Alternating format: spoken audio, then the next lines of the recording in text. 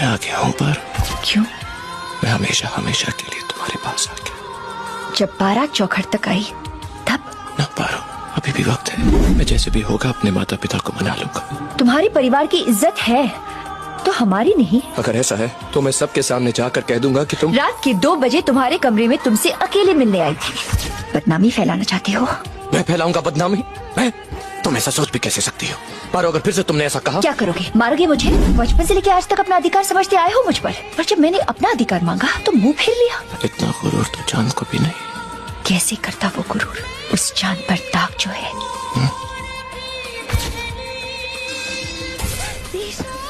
ये तुमने क्या कह दिया? उस चांद की तरह तुम्हारे चेहरे पर भी दाग लगा।